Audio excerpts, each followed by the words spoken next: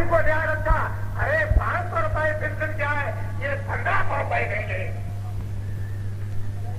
तुम ऐसा क्यों समझते हो कि देश की जनता इतनी कृपण है और बड़ी उधार है, अपना खाना भी खिलका देती है, अपना सामान भी दे देती है, और ये 2-2 दिन भूखी रह जाए और खाना कुछ न मिले उसके चेहरे पर कोई फिक्र नहीं। इसलिए सब लोग होश में आ जाओ, ये देश खुल गया है, हीरे जवाहरात सब प्रकट होंगे। ये नेपाल में इतना धन आपने जमा कर दिया, बैंकों में अगर यही बात का 22 मुल्कों को छोड़ दीजिए, यही नेपाल जो किनारे पर है, अगर इसी का तुम्हारा जमा किया हुआ जो यहाँ का धन वहां जमा कर दिया वही सब चला है, तो जितना भी विश्व का कर्जा है ये सब में ब्याज के माफ हो जाएगा। और बाकी 21 मुल्क बचेंगे, वो तो अगर उनमें से अगर 50 आदमियों का भी जो एक मुल्क में जमा है वो और उसमें 50 का भी धन चला है, तो आप क्या समझते हैं? आपको 40 साल की सब योजनाएं पूरी हो जाएगी। इतना एक आदमी ने धन जमा किया। यह आज का कार्यक्रम इस विशाल जनसमूह के सामने, इस विशाल जनता के सामने, हिंदू मुसलमान सिख ईसाई के सामने, मेरी तरफ घूम जाओ,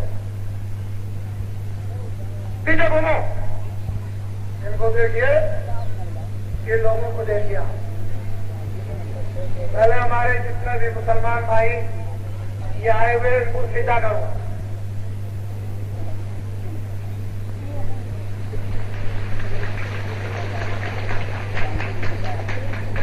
ये मुसलमान भाइयों आपको सीधा कर रहे हैं, ये कह रहे हैं अपने दिल से कि हमसे आपको डरने की जरूरत नहीं है, ना हिंदू लड़ाएंगे, न मुसलमान, न सिख लड़ाएंगे, न ईसाई, न हम मस्जिद तोड़ेंगे, न मंदिर तोड़ेंगे, और न आपकी इबादत को बंद करेंगे, और न आप अपनी इबादत करो, अपनी मस्जिद पे जाओ, आप अपनी जगह रहो, हम आपको सीधा करते हैं, हमसे डरने की जरूरत नहीं, खड़े हो जाओ। जो हमारी मुसलमानों की जो औरतें और बच्चे डरते हैं, परसों डर रहे थे, कल को नहीं डरे, तो उनकी औरतों को और बच्चों को जो ऐसे हाथ लेकर के खड़ी हो जाती है और खुदा से जो दुआ और बरकत मांगती है, तो तुम लोग उनको भी सीधा करो।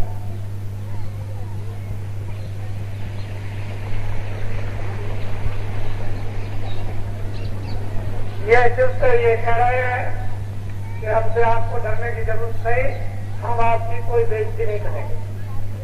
जैसे हमारे घर में बहू बेटी है, वैसे आपकी बहू बेटी, सीधे हो जाओ। हमारे जितने भी ये बैठे हुए हैं सब, ये सिख और हिंदू, इन सबको प्रणाम करो।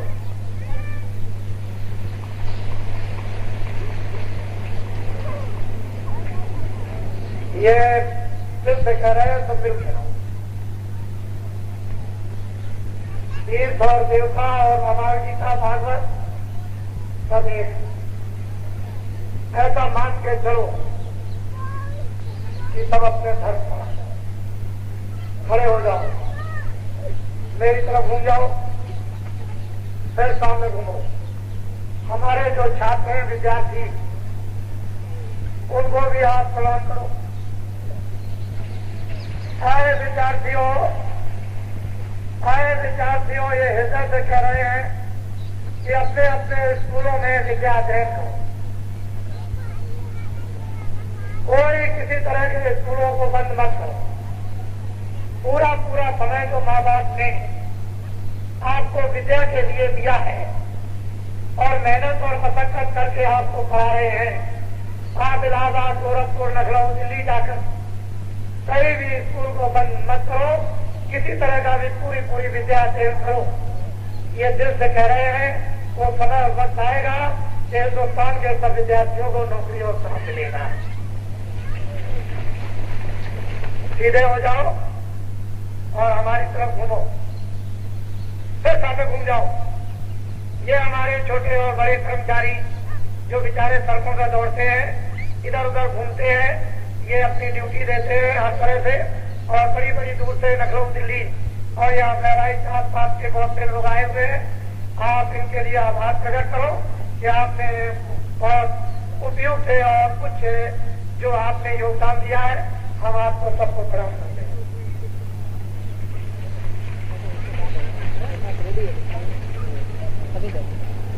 ये अपना आभार प्रकट करते हैं, खड़े हो जाओ।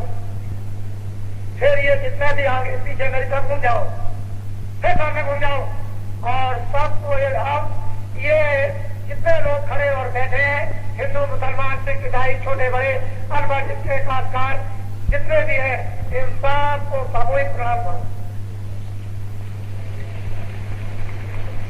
ये दिल से ये कह रहे हैं ये सब लोग मिलजुल करके रहो, एक दूसरे के काम आओ और सब में आपस में गांव का एक मोहब्बत और प्यार होना चाहिए और किसी को कोई झूठी गवाही या झूठे मुकदमे नहीं चलाना चाहिए। ये अपने दिल से आपसे आभार कर रहे। खड़े हो जाओ, मेरी तरफ घूम जाओ और फिर सामने घूमो। इनको आप देखिए, ये आपसे शहीद होंगे। मैं आपसे ये अपील करता हूं कि यदि आपने थोड़े ही समय में यदि आपने इनको अवसर दे दिया, अपना सहयोग इनको दे दिया, अपनी खुशी का गलगा, तो दिल्ली की पार्लियामेंट दिल्ली से उठ जाएगी और जंगल में आकर के फूस की और घास की पार्लियामेंट बन जाएगी जिसमें कोई खर्चा नहीं होगा। अभी तो पार्लियामेंट में 1 मिनट में 1 लाख और 60 मिनट में 60 लाख और 8 घंटे में 5 करोड़ रोज का खर्चा होता है। ये भार किस पर जा रहा, ये खासकार होता है। तो महीने और साल के कितने अरब रुपए हो गए, ये आपको जानना चाहिए। ये कहां से आएगा? वहां तो गुलछल्ले उठते हैं और यहाँ दम उठा जा रहा। वो पार्लियामेंट उठ करके वहां आनी चाहिए फूल झोपड़ी की, और रेशम के कपड़े नहीं, वो उस तरह के नहीं, इस लंगोटी में या घास की लंगोटी में। जब तक देश का खुशहाल संचालन और खुशहाल व्यवस्था और खुशहाल जब तक मनुष्य न बन जाए, तब तक खुद की पार्लियामेंट में इस रूपरेखा में बैठ करके काम कर दिया जाए। इसको आप देखो, हम भी कपड़े उठा देंगे। ये तो आपकी इज्जत के लिए, सम्मान के लिए बहुत बेटी औरतें आती हैं। तो जरा वैसे तो हम मास्टर हैं, स्कूल में जो मास्टर अध्यापक होते हैं वो बच्चों की ड्रेस को निकालते हैं। अरे भाई, इंजीनियर हो जाता है तो मजदूरों के कपड़े तो नहीं पहनता, तो जानना चाहिए। तो मुझे ऐसे ही समझ लीजिए थोड़ी देर, वैसे तो मैं भी इसमें मिल जाऊंगा। पहले तो मैं भी ऐसे ही रहता था,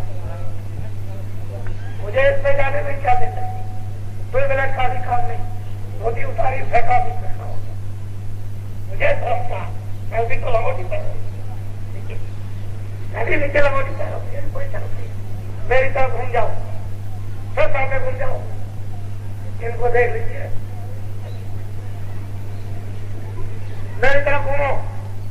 ये जो आप इस प्रतिनिधि है, इनको प्रणाम करो।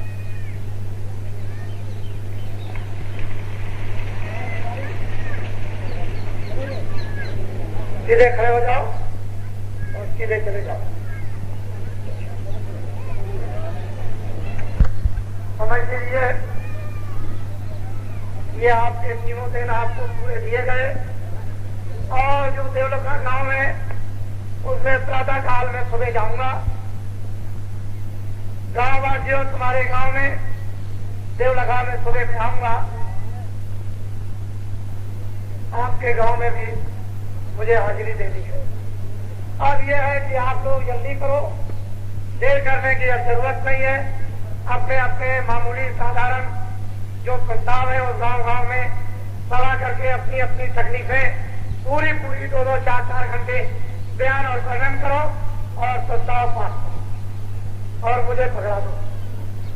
बस तुमको मुझे पकड़ाना, बस और कुछ नहीं करना।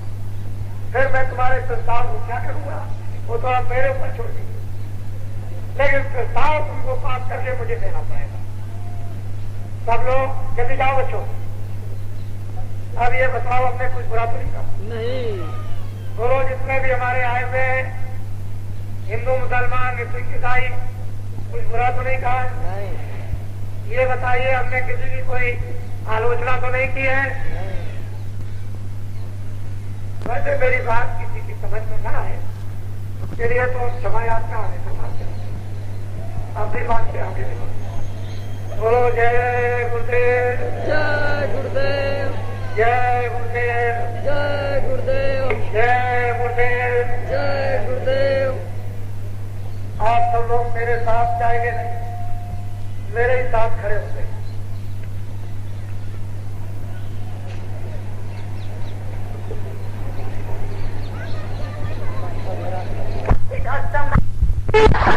दूरदर्शी जय गुरुदेव। अब मैं श्री संत राम जी से अध्यक्ष उत्तर प्रदेश से निवेदन करूंगा कि वह आभार प्रदर्शन अपना प्रस्तुत करें।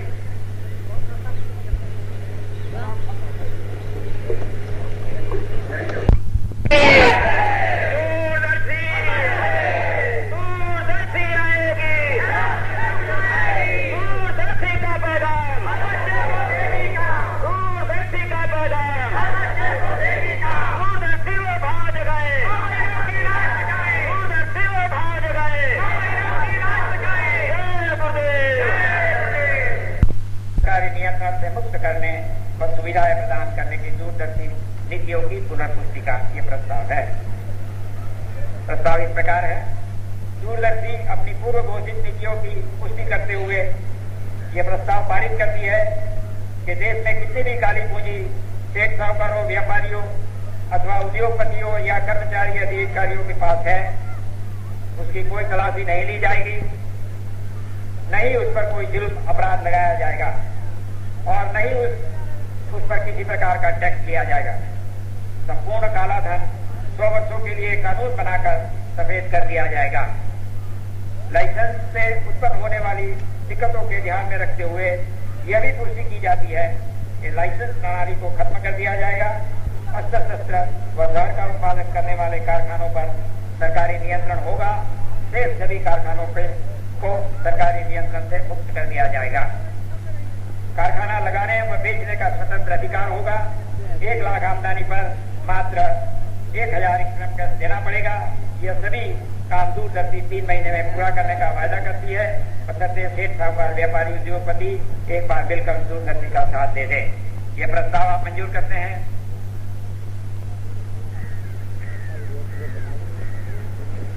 5वां प्रस्ताव है। देश के छात्रों की जनशक्ति को राजनैतिक शोषण से खत्म करने व उनकी विशाल जनशक्ति के उपयोग पर विचार। प्रस्ताव इस प्रकार है। दूरदर्शी छात्रों की व्यवहारिक और मानसिक कठिनाइयों के स्तर पर उतरकर उन्हीं उलझनों से सहानुभूति दिखाते हुए अनुरोध करते हैं, आह्वान करती है कि यदि छात्र यह चाहते हैं कि हमारी नौकरी व काम की व्यवस्था हो और सही सुखमय जीवन व्यतीत कर सके, साथ ही देशभक्ति, मातृभूमि सेवक का सच्चा पाठ अदा करना चाहते हैं, तो छात्रों को चाहिए कि एक बार दूरदर्शी का मिलकर के साथ दे दें ताकि देश की जनाबादी की जनगणना हो जाए, जिससे यह पता चले कि देश में वास्तव में कितने छात्र हैं, तो उनके काम नौकरियों की नई प्रणालियों की स्थापना की जाए। दूरदर्शी की भावना है कि देश के छात्रों की जनशक्ति व ज्ञान तथा विवेक का उपयोग देश के विकास व नव निर्माण के लिए सही रूप में हो जाए। इसके लिए दूरदर्शी विद्यार्थी गणों से अपील करती है कि वे किसी भी राजनीतिक लोगों का साथ सदा के लिए अवश्य ही छोड़ दें और एक नवीनीकरण, नई स्थापना के लिए कदम बढ़ाकर आगे आवे। ये प्रस्ताव आप मंजूर करते हैं?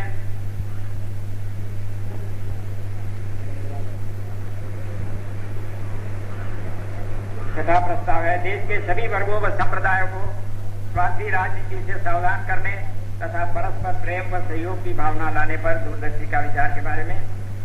दूरदर्शी सभी संप्रदाय और जातीय वर्गों को अपना संदेश देती है और आगाह करती है कि वर्तमान के लड़ाने वाले राजनीतिज्ञों से सावधान रहें और राष्ट्र की संपत्ति का नुकसान कराकर जान माल की भी हानि करवा रहे हैं।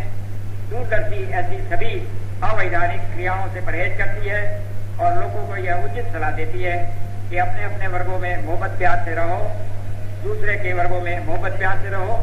यही हमारी हकीकी इंसानियत है। यह प्रस्ताव आप मंजूर करते हैं?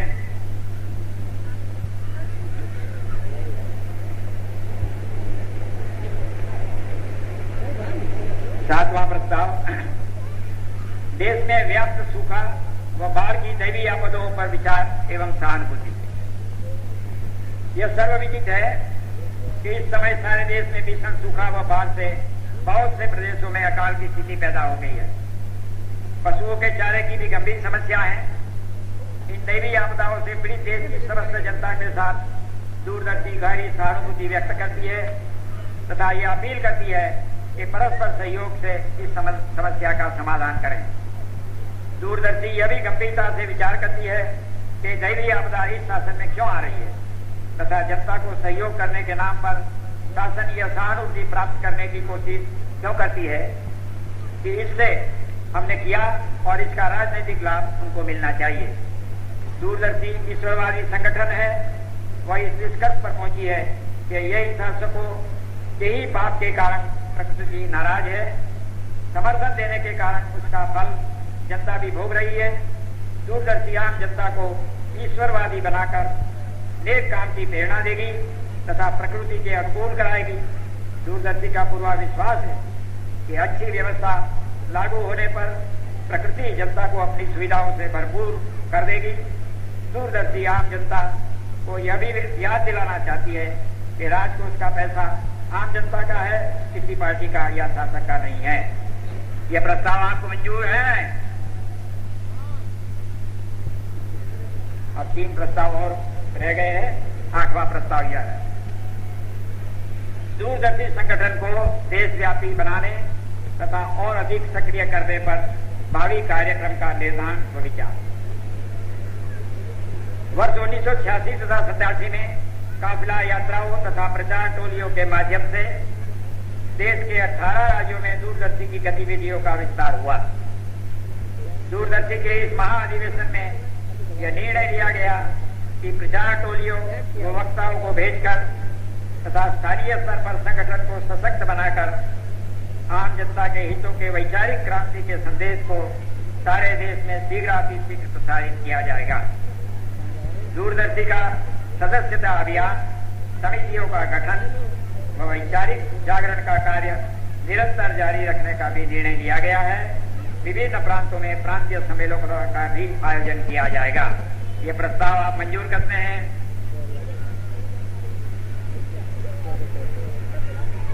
नौवां प्रस्ताव है, भूमि जोतक खेतीहर काश्तकार संगठन के सम्मेलन द्वारा पारित प्रस्ताव व परम पूज्य बाबा जय गुरुदेव जी महाराज को प्रस्तुत किए जाने पर काश्तकारों की समस्या के समाधान के संबंध में दूरदर्शी की प्रतिज्ञा।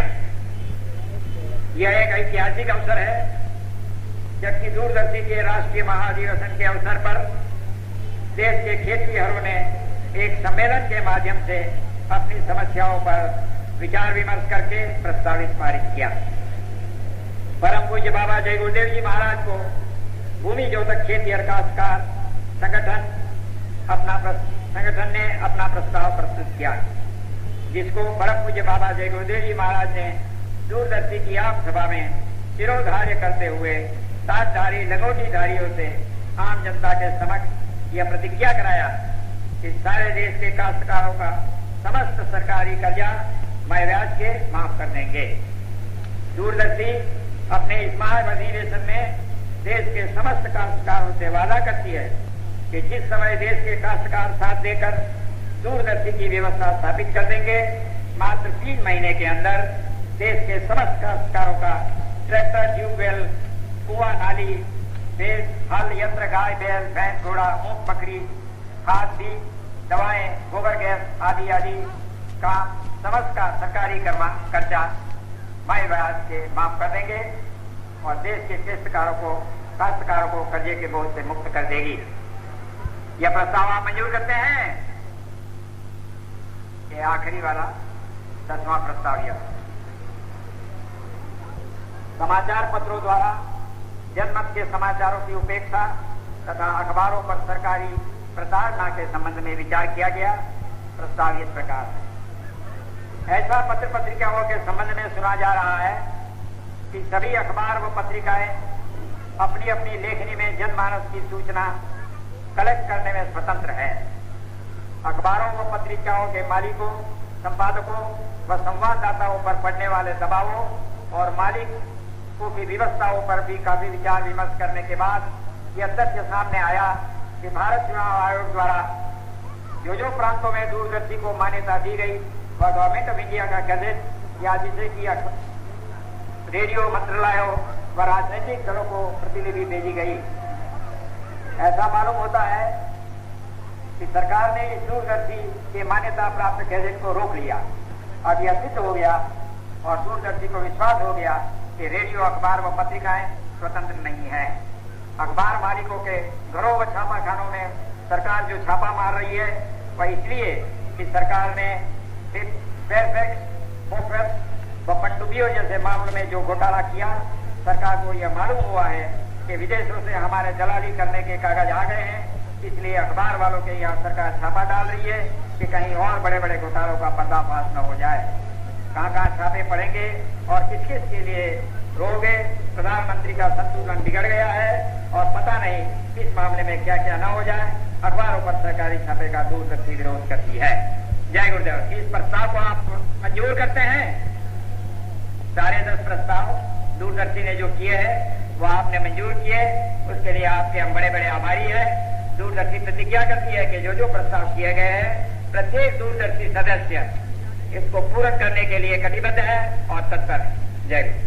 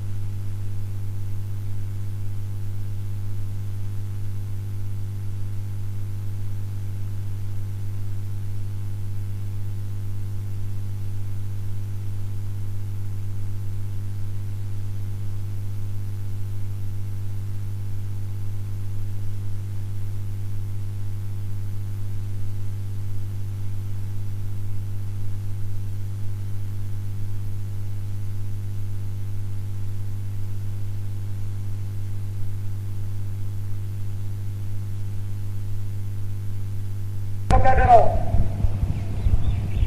लाओ ये कागज लाओ, चलो इनके ऊपर धरो, एक के ऊपर वहां नीचे जाओ, ऊपर धरो, एक पास बांटो, एक पास एक तो कागज हमको दे दो। ये देखो, पहले तो हम लाते हैं, ये किसकी चीज है? ये किसका है? अरे बोलो किसका है? जोत का खितिया काश्तकारों का। ये किसके प्रस्ताव है? ये काश्तकारों के प्रस्ताव है। किसके प्रस्ताव है?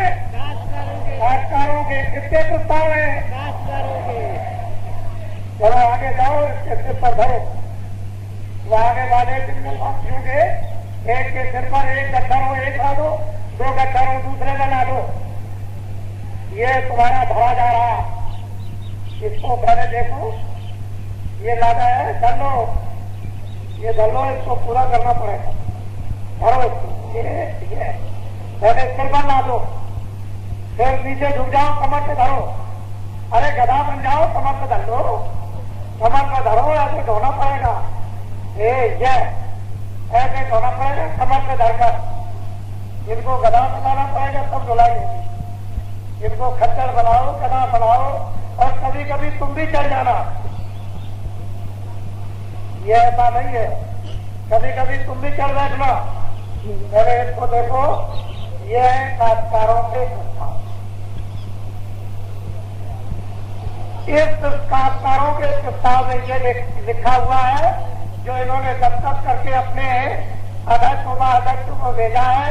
महाराष्ट्र से भी आया, मध्य प्रदेश से, उड़ीसा से भी आया, बंगाल से भी आया, उत्तर प्रदेश से, हरियाणा से भी आया, मध्य प्रदेश से भी आया, हिमाचल प्रदेश से भी। इसमें 15 दिन के अंदर और बहुत से प्रस्ताव वहीं रह गए, लोग पहुंचा नहीं पाए। इसमें यह लिखा है कि जिन काश्तकारों ने ट्रैक्टर लिया, चाहे 1 लाख का हो, चाहे 2 लाख का हो, चाहे 3 का हो, बिजली ली है, ट्यूबवेल लगवाया, कुआं बनवाया,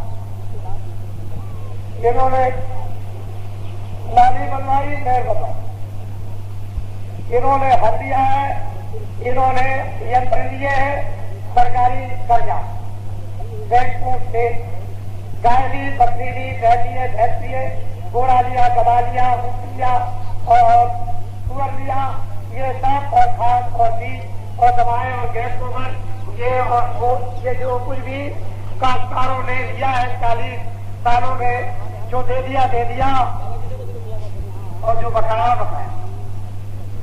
अगर तुम दे सकते हो तो दे दो, हमको कोई इतराज नहीं। अधिकारी ले सकते हैं तो ले, इसमें भी हमको कोई इतराज नहीं और कोई आपके ऊपर कोई दखलंदाजी नहीं। हमको काश्तकार संगठन से ये कहेंगे, जो इसकी आधारशिला 10 तारीख को 10 सितंबर को जो रखी गई इस मैदान में, उनसे ये कहेंगे कि अगर आप इनका साथ दे दो, जो ये जंगलवासी लंगोटी लगाकर खड़े हुए हैं, तो इनकी तरफ से और तुम्हारी तरफ से हम ये प्रतिज्ञा वादा करते, कॉल करते हैं, खुदा को, परमात्मा को हाजिर नाजिर समझकर और मानकर, यकीन कर और विश्वास करके हम ये वादा और प्रतिज्ञा करते हैं कि हिंदुस्तान के काश्तकारों का सरकारी जितना भी कर्जा 40 सालों का इन काश्तकारों पर लगा हुआ होगा, वो सारा का सारा 40 सालों का कर्जा काश्तकारों का ले ब्याज के माफ करवा दिया जाएगा।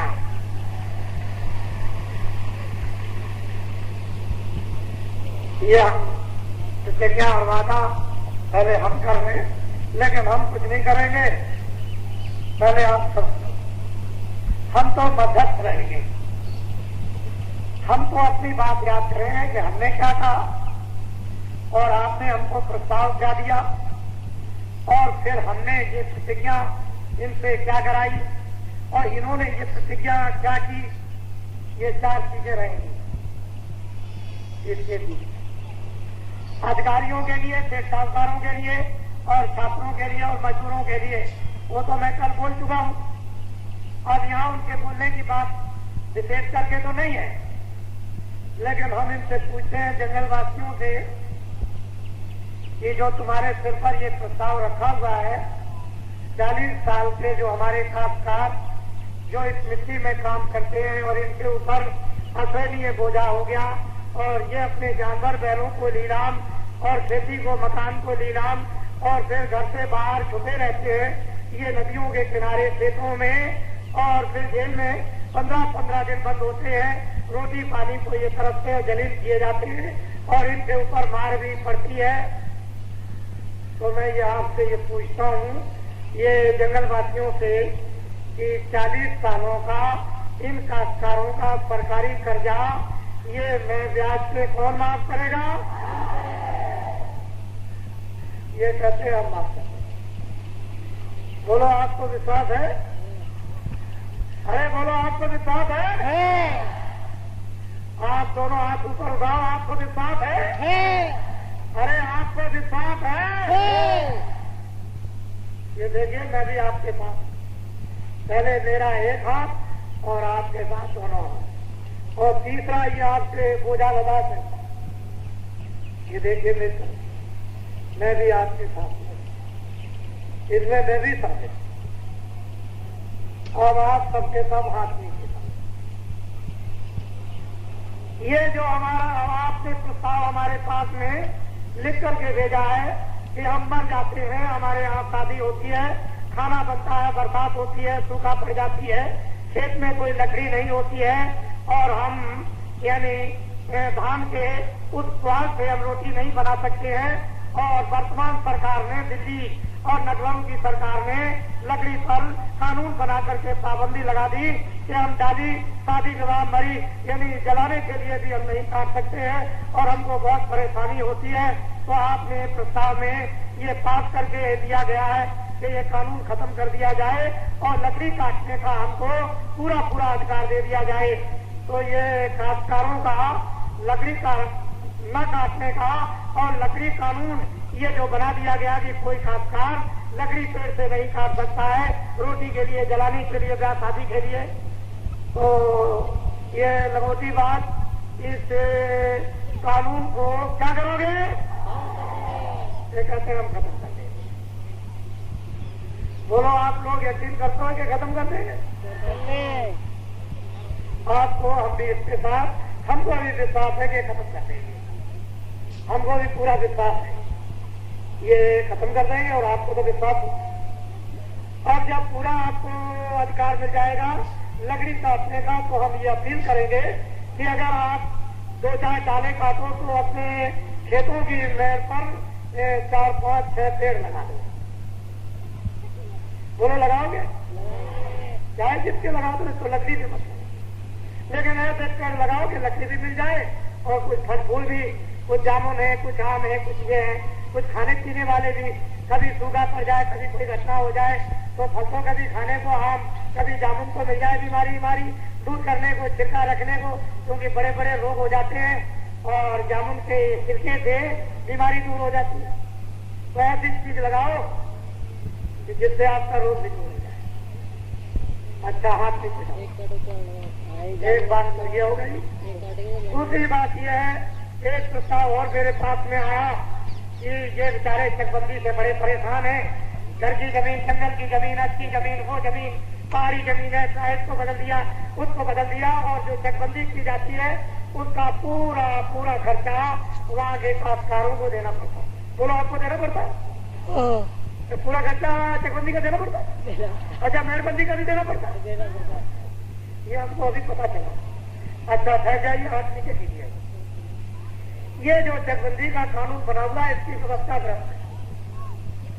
इस कानून को चकबंदी के खत्म करके ऐसी चकबंदी का फुटबॉल यानी आपके सामने कानून और व्यवस्था ला दी जाएगी कि उसमें किसी काश्तकार को कोई परेशानी नहीं होगी और किसी को कोई तकलीफें नहीं देने पड़ेंगे। इसको क्या कहते हैं? ये क्या है? सके ये नहीं देने। अधिकारियों का इतना मॉरल, इतना स्टैंडर्ड और इतना ऊंचा स्थान हो जाएगा कि तुम उनकी ऐसे पूजा करोगे जैसे देवता की,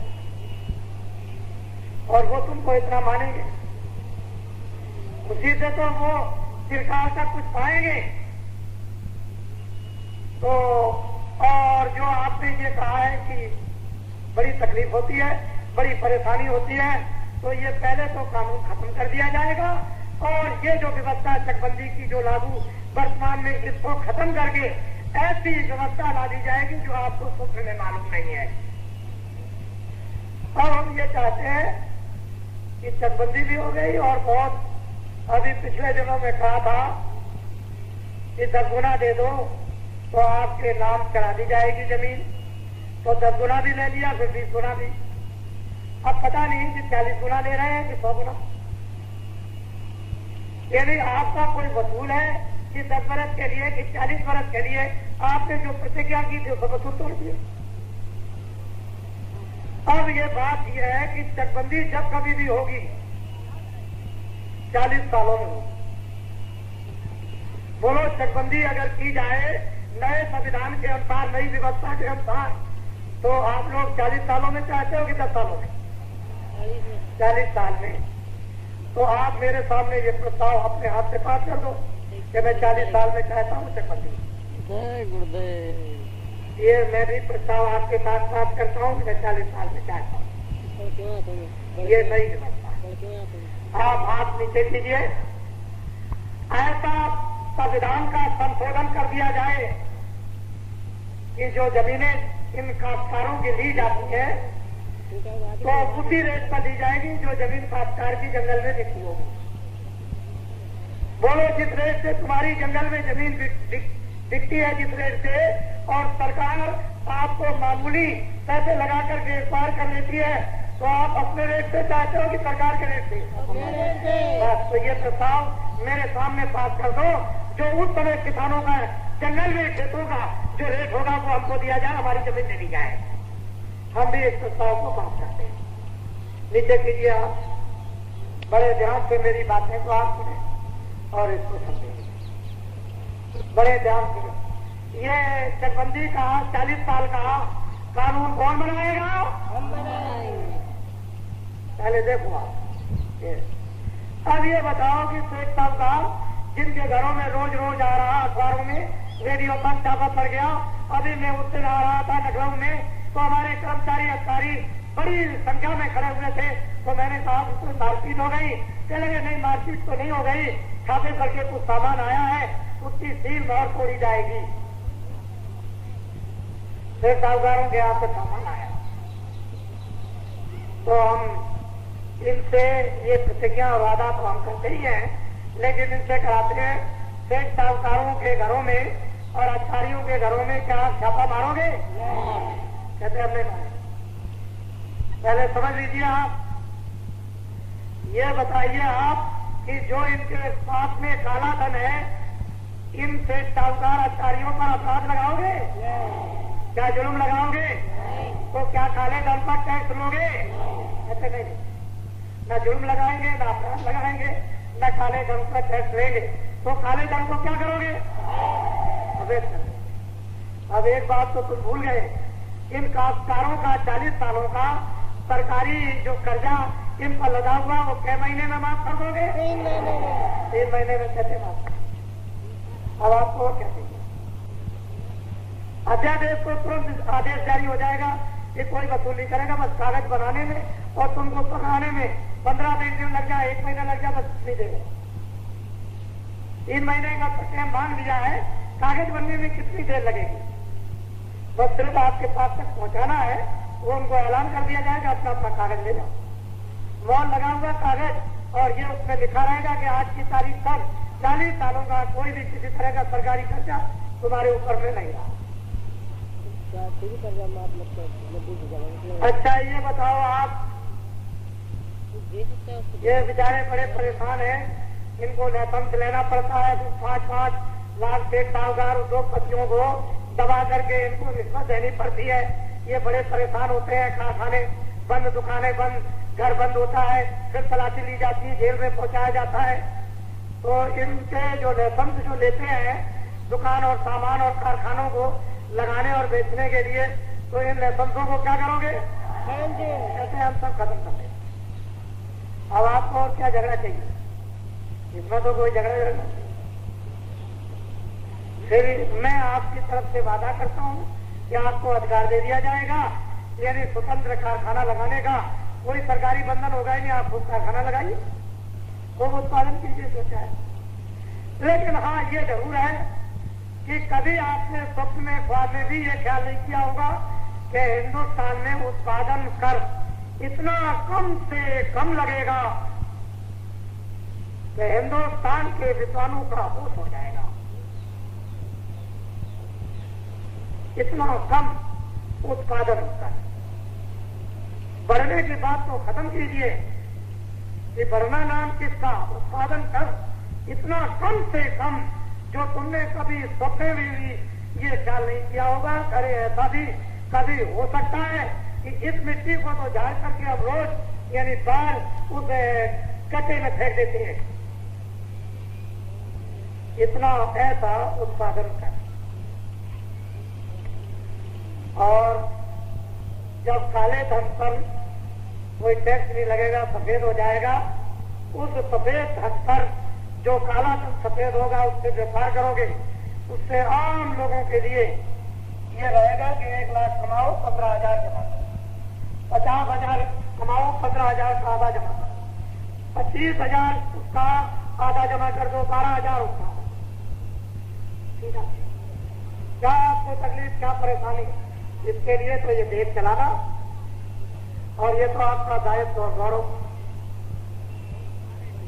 बड़े ध्यान से मेरी बात सुनिए। अधिकारियों और कर्मचारियों के लिए जो इन पर मुसीबत और संकट है और इनको बदनाम किया जा रहा है, इनकी तकलीफों को दूर करने के लिए जाओ, वो बोझा उठा जाओ। वहां एक आदमी जाओ, बोझा उठा जाओ, सीधे हो जाओ, सीधे। हम तो भूल गए, तुम्हारी कमर टेढ़ी हो गई होगी। खैर कोई बात नहीं, इनके लिए तो परिश्रम करना ही पड़ेगा, कोई असर नहीं है। ये हमारे आशा लगा करके कर्मचारी, अधिकारी, छोटे बड़े, अध्यापक ये तमाम खड़े हुए हैं, ये सोचते हैं कि बाबा जी ने हमारे लिए तो कुछ कहा नहीं। तो पुलिस का सिपाही और फौज का सिपाही, प्राइमरी स्कूल का अध्यापक, दफ्तर का छोटा कर्मचारी इस महंगाई में पितराहट हो रहा, चिल्ला रहा। हम उसको ये थोड़ी कर सकते हैं कि दोषी है, हरगिज नहीं कर सकते। जब पेट के लिए कुछ नहीं रहेगा बच्चों के लिए, तो उसे तो अपना पेट भरना ही पड़ेगा, तो उसका दोस्त तो कुछ नहीं। यह तो घर वाले को, हेड को, जो घर का मालिक, उसे समझना है कि जब बच्चों को खाना नहीं देगा तो घर में से सामान चोरी की जाएगी, तो बच्चों का थोड़ी दोष है, तो उनको खाना तो चोरी करेंगे। तो इन लोगों को, जो छोटे कर्मचारी हैं, इनको 2,103 रुपए मासिक वेतन कौन देगा? और महंगाई टैक्सों को कौन रोकेगा? इनकी महंगाई टैक्स रोक दिया जाएगा। इसके ऊपर के स्पष्टों को 4,000 रुपए मासिक वेतन कौन देगा? फिर इनके ऊपर के अधिकारियों को 6,000 वेतन मासिक कौन देगा? हम देंगे। फिर इसके ऊपर वाले अधिकारियों को 8,000 मासिक वेतन कौन देगा? ये देंगे। और फिर डिस्ट्रिक्ट जजों को, एसपी और डीएम को 10,000 मासिक वेतन कौन देगा? और फिर इसके बाद एक और कि भाई आपको इनको सुविधाएं भी तो देनी पड़ेगी, क्योंकि अगर सुविधा नहीं दोगे तो काम नहीं चलेगा। सुविधाएं इनको देनी पड़ेगी। इतनी सुविधाएं इनको प्राप्त हो जानी चाहिए कि जिससे इनका वेतन लगभग बच जाए, तो न्याय भी मिलेगा, रक्षा भी होगी, देखभाल भी होगी, फिर ईमानदारी और मेहनत भी आएगी। ये सब कुछ आ जाएगा, आदमी बन जाएंगे, इंसान बन जाएंगे, सब कुछ हो जाएगा। तुमको देखेंगे, तुम्हारी सेवा करेंगे, तुम उनका सम्मान करोगे। लेकिन अगर नहीं दोगे तो कैसे? हमारे छात्र जो है 2 अरब की आबादी में, बच्चों तुमको तो नौकरी मिलने वाली है नहीं, क्योंकि जो दिल्ली से नगाड़ा बज रहा है झूठ का, वो तो रेडियो अखबार पर यह कहा गया है कि 80 करोड़ की आबादी है, और बाबा जी कितने वर्षों से चिल्ला रहे कि 2 अरब की आबादी हो गई। तो 80 करोड़ का बजट बनेगा और 2 अरब की आबादी होगी, नौकरी बच्चों को, मजदूरों को, और फिर किस तरह से इनकी व्यवस्था होगी ना। अगर 2 अरब का बजट बना दिया जाए तो मुमकिन भी है। वो दिल्ली वाले कर नहीं सकते हैं, कह नहीं सकते हैं, वो तो उनको तो ये सब जो है झूठ और धोखे के काम करने हैं, इसलिए वो क्यों बोलेंगे 2 अरब की आबादी। पहला काम देश में ये होगा कि जन संग्रह। कितने लोग देश में इस समय हैं, कितने मरते, कितने जलमते और कितने मौजूद हैं। अगर देश में जन संग्रह 3 महीने के अंदर होकर के और कागजों पर आ जाता और जगह जगह गांव गांव उसके वोट लग जाते हैं तो सारी समस्या का समाधान हो जाएगा। तुम विद्यार्थियों छात्रों ये सोचो कि जब काली पूंजी काला धन बिना अपराध और बिना जुर्म और बिना टैक्स सबका पद एक तरफ से सफेद कर दिया जाए, लहसुन खत्म करके इनको शेख साहूकारों को अन्य लोगों को पूरा छोटा बड़ा कारखाना लगाने का अधिकार दे दिया जाए तो आदमियों की जरूरत तो पड़ेगी ही, क्योंकि वो पूंजी एकदम आ जाएगी, एकदम बाहर आएगी। जो जमीन में सोना चांदी हीरे जवाहरात ये कोई व्यापारी और शेख साहूकार रखने वाला तो नहीं, पूंजी को बाहर जाएगा। एकदम पूंजी खुलकर निर्भय होकर के बाहर आ जाएगी तो आदमियों की जरूरत पड़ेगी, बच्चों की जरूरत, मजदूरों की जरूरत, पढ़े लिखों की जरूरत, कामगारों की, होनहारों की और विज्ञानों की जरूरत जब पड़ेगी तो इसकी चिट्ठियां किससे आ जाएगी? स्कूलों में, मिडिल में, इंटरमीडिएट में, ये आपके ये डिग्री कॉलेज, ये यूनिवर्सिटियों में इनके पोस्टार कितने पड़े रहेंगे। जल्दी जल्दी डिग्री लो और आ जाओ। एक भी छात्र कोई भी बेकार डिग्री लेकर घूमता हुआ ये कहता हुआ नजर नहीं आएगा कि हमारे पास डिग्री, हमको काम या नौकरी नहीं मिली। सारे हिंदुस्तान के छात्रों को काम और नौकरी सबको मिल जाएगी।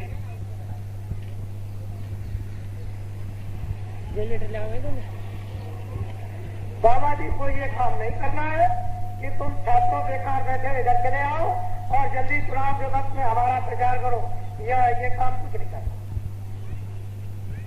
ये यहाँ काम लंगोटी नाच ये करने वाले नहीं। मैंने तो करोड़ों आदमियों को इस देश में तैयार कर दिया। अगर इस मैदान में जगह होती तो मैं आपको यहाँ पर कम से कम 50,000 लंगोटी बाजों को यहाँ खड़ा कर देता आपके सामने। और जब मैदान अब की बार जो तैयार होने जा रहा है उसमें आपको दिखाएंगे और आप देखेंगे उसमें ये दूरदर्शी कार्ड वालों का परिश्रम, ये योगदान इन काश्तकारों के साथ और ये काश्तकारों का खितियार, ये भूम जोता खितियार, ये काश्तकारों के संगठन का ये जो अधिवेशन जो होने जा रहा, जो आगे इनके काम का 5 और 6 नवंबर 1987 हरदोई में कहाँ होने जा रहा? हरदोई में 3 तारीखों में 5 और 6 नवंबर 1987 इसी में होने जा रहा है। आप इसको नोट कर लो, 5 और 6 नवंबर 1987। अब हरदोई में जहाँ होने जा रहा वहाँ का डलोरा अपने आप पिट जाएगा। वो तो वहाँ जरदा नोट पर है, पूछ रहे हैं भाई कहाँ पर हो रहा? पहले सीधे चले जाओ, वो पेपरगंज उसके आगे इतने किलोमीटर पर देवलखा गाँव है, वहाँ हुआ। तुमको यहीं पे आदमी मिलेंगे, सब पे बहुत भारी मजा होगा, बड़ी महफिल होगी। इधर से पूछ रहे बहराइच से कहाँ चले बात पर महफिल लगी हुई, बताने की कोई जरूरत नहीं। रास्ते में महफिल मिल जाएगी, ये सड़कों पर महफिल होगी। इसलिए आप सब लोग इनका साथ दे दो। जितने भी काश्तकार हिंदुस्तान के हिंदू मुसलमान सिख ईसाई सब लोग एक बार जिस तरह से आजादी के वक्त में हिंदू मुसलमान और हिंदुस्तान के काश्तकारों ने एक देश को आजाद करने के लिए इन्होंने अपना पूरा योगदान दे दिया, इसी तरह से एक बार बाबा जी की अपील पर और प्रार्थना पर एक बार इन लंगोटी बाजों को अपना योगदान दे दो।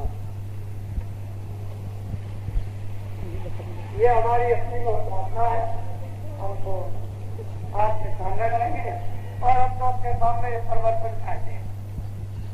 हमने अंग्रेजों का जमाना देखा, 30 साल, 17 देखा, 40 साल आजादी देखी और हम कुछ और देखना चाहते हैं। और हम 8 घंटे तक बोलते रहे तो हमको कोई फर्क पड़ने वाला लगातार हमको ये जरूर है कि अगर हमारी जगह पर कोई दोस्त हो जाएगा और सब तुम उसको वहां ले जाओगे किसी वाले अस्पताल में, बम्बई वो अस्पताल में पहुंचा दोगे और सालों आप खड़े रहोगे। अगर मेरा जैसा आप बोलो, आपको कोई दम नहीं है, 2-4 मिनट तो कुछ भी चिल्ला दो, लेकिन कोई दम वाली चीज नहीं है।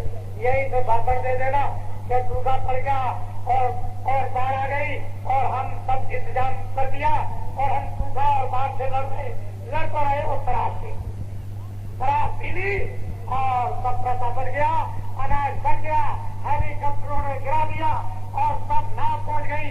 अब गाड़ी चिल्ला रहे हैं, अरे भाई मुझे ही कुछ कर लेने दो। चले तुम चुप रहो, हमको नहीं सरकारों पर रेडियो अखबारों पर बरकत नहीं हो।